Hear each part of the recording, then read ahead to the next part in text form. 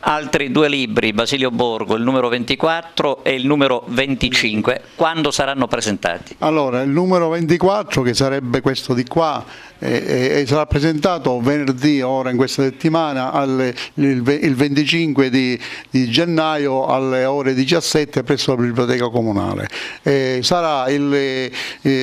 Questo libro sarà presentato direttamente dal sindaco di Agrigento, Lillo Firetto.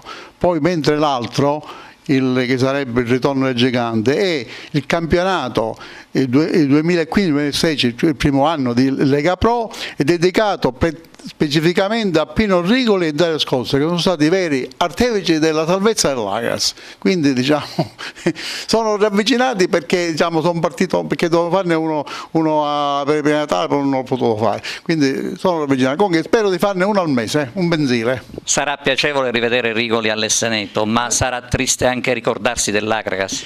Ma è triste, guarda, io a un certo punto sono nell'avviso che uno deve guardare sempre avanti, è inutile che guardiamo indietro, cioè io guardo indietro per ricordare i bei tempi, anche questo del primo anno a parte dei bei tempi secondo me, perché siamo partiti alla grande, poi siamo partiti male, poi siamo continuati male con quelle 7 sconfitte casalinghe che hanno minato l'umore del pubblico. Poi nel ritorno è venuto il gigante Rigoli, che appartiene anche lui ai giganti, perché ha fatto sempre bene. Ecco Basilio, diciamola tutta, dell'Akragas, di quell'Akragas, rimane il bello nei tuoi libri, ma è inutile parlarne più.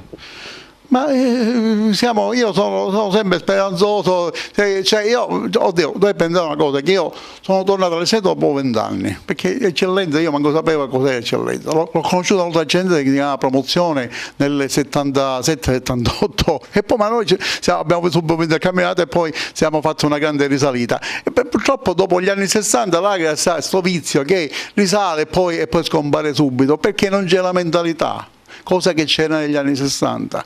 Erano altri tempi, sempre sotto storia, però qua ad Agrigento, una città che potrebbe fare la Serie B, quelli di Villabate mi hanno detto, entrati in tribuna, che ho visto questa partita, che poi è finita pure 1-1, perché avete uno stadio da Serie B, certo i palermitani forse non avevano mai venuto da Agrigento, e certo basterebbe piccoli ritocchi delle squadre di Serie B, ma purtroppo può essere che la società ormai è a questi livelli, quella che c'è, insomma, se ce n'è una.